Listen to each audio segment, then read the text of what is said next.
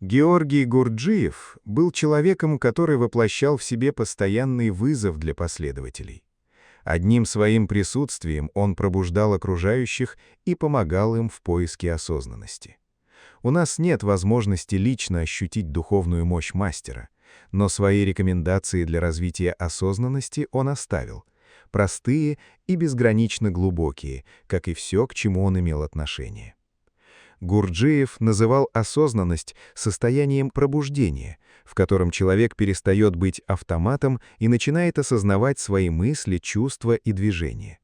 В книге «В поисках бытия. Четвертый путь к сознанию» он объяснял, что большинство людей живут во сне, реагируют, а не выбирают. Осознанность — это путь, ведущий к пробуждению. Это способность удерживать внимание в настоящем моменте и помнить себя, даже когда вокруг шум, стресс или привычная суета. Осознанный человек способен видеть жизнь глубже, чем через призму автоматических реакций. Этот навык помогает сохранять внутреннее равновесие, принимать решения ясно, не поддаваться раздражению и страху. Осознанность снижает стресс, укрепляет эмоциональную устойчивость и позволяет оставаться в контакте с собой. Гурджиев считал, что осознанность — это не просто качество, а инструмент для внутренней эволюции, возможность превратить повседневность в духовную практику. Гурджиев предлагал начинать с малого, с наблюдения за собой в простых делах — еде, ходьбе, разговоре.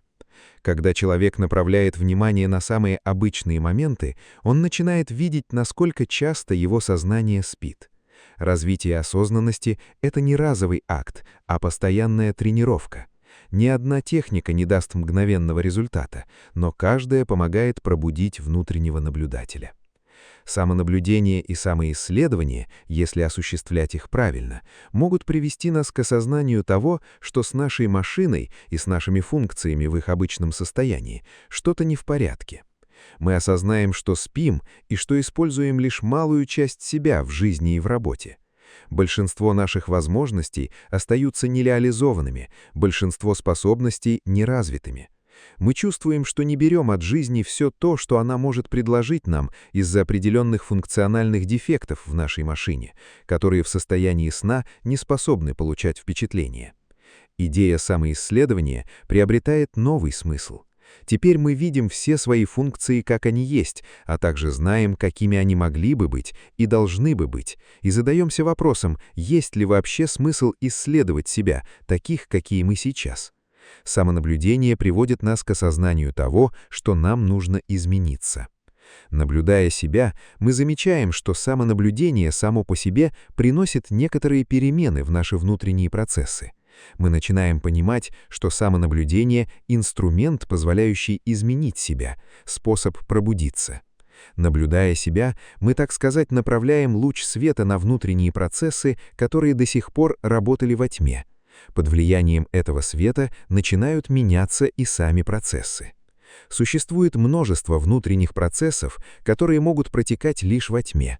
Даже самого слабого света сознания достаточно, чтобы полностью трансформировать характер некоторых процессов, а многие так и вообще сделать невозможными.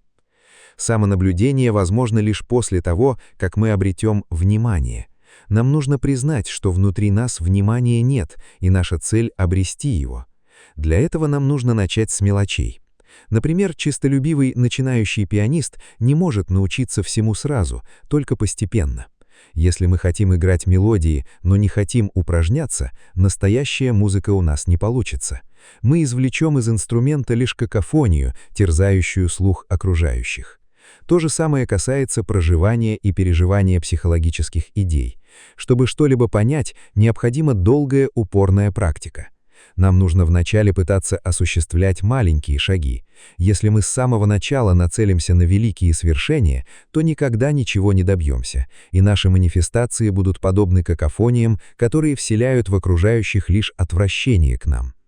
Чтобы сделать что-то сложное, нужно вначале научиться делать простое, признавая, что существует два вида делания — автоматическое делание и делание, преследующее некую цель. Нам нужно взять какую-то простую вещь, которую мы пока еще не умеем делать, и сделать ее своей целью, своим Богом. Ничто не должно нам мешать, это наша единственная задача. Затем, когда мы сможем делать это, можно поставить себе более значительную задачу. Сегодня нам свойственна аномальная тяга к делам, которые слишком велики для нас. Мы никогда не сможем их делать, и эта тяга мешает нам делать мелочи, на которые мы способны. Нужно уничтожить в себе эту тягу и забыть о великих свершениях. Необходимо сделать своей целью противостояние мелким привычкам. В наших взаимоотношениях с другими людьми нам нужно признать, что терпеть проявление других – большая задача, великая задача для нас. Поэтому нужно сделать своей целью достижение возможности не обращать внимания на какое-то одно проявление одного человека, которое ныне для нас нестерпимо. Если я хочу, иными словами, если на то есть моя воля, значит я могу. Без воли я никогда не смогу. Воля – самое мощное явление в мире.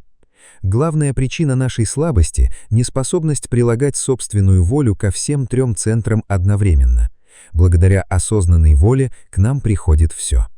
У нас не хватает энергии на достижение осознанных целей, потому что вся наша сила, накопленная ночью во время пребывания в пассивном состоянии, расходуется на негативные проявления.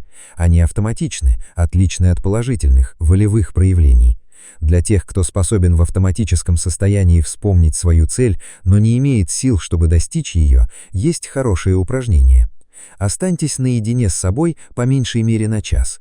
Сядьте, расслабьте все мышцы, пусть ассоциации возникают, но не углубляйтесь в них. Скажите им: если позволите мне сделать так, как хочу я, позже я исполню и ваши желания. Смотрите на ассоциации как на то, что принадлежит кому-то другому, это позволит вам не отождествлять себя с ними. По прошествии часа возьмите листок бумаги и напишите на нем свою цель. Пусть эта надпись станет вашим Богом, все остальное не имеет значения. Перечитывайте ее постоянно, каждый день. Таким образом, она станет по-настоящему вашей, станет частью вас, сначала на интеллектуальном уровне, а затем и по-настоящему. Самый простой способ – наблюдать дыхание. Сядьте прямо, почувствуйте, как воздух входит и выходит, не меняйте ритм, просто оставайтесь свидетелем. Через несколько минут внимание успокаивается, и вы становитесь ближе к настоящему моменту. Георгий Иванович считал дыхание дверью к состоянию присутствия. Упражнение «Здесь и сейчас». Это упражнение помогает вспомнить себя. Где вы сейчас? Что вы чувствуете? Что делает ваше тело? Повторяйте мысленно: «Я здесь, я живу сейчас». Этот простой прием возвращает внимание в момент и развивает способность оставаться осознанным даже во время действия. Техника 5, 4, 3, 2, 1. Это современная техника, созвучная идеям Гурджиева. Посмотрите вокруг. Назовите 5 вещей, которые видите, 4, которые можете потрогать, 3, которые слышите, 2 запаха и 1 вкус. Это упражнение мгновенно переключает из мыслей в тело, из прошлого в настоящий момент. Фокусировка. Фокусировка – это умение удерживать внимание на одном объекте. Гурджиев предлагал простое упражнение – сосредоточиться на предмете, например, чашке, и наблюдать за всеми возникающими мыслями. Как только внимание уходит, мягко возвращайте его. Этот способ тренировать осознанность похож на медитацию, но более активный и подходит для любого времени дня. Что мешает развивать осознанность? Главные препятствия – привычка спешить и внутренний шум. Мы живем так быстро, что забываем чувствовать момент. Стресс, постоянные мысли и суета мешают слышать себя. Гурджиев говорил: человек не свободен, пока не научился наблюдать свои автоматизмы. Чтобы развить навык осознанности, нужно замедляться, делать паузы и помнить себя хотя бы несколько раз в день. Путь к осознанности не мистический, а человеческий. Георгий Иванович учил начинать стоить с мелочи, ведь именно они формируют бытие. Наблюдая дыхание, замечая тело, возвращаясь в настоящий момент, мы постепенно становимся хозяевами своей жизни. Каждая секунда, прожитая с вниманием, помогает пробудиться и открыть простую истину. Все, что нужно, уже есть здесь и сейчас.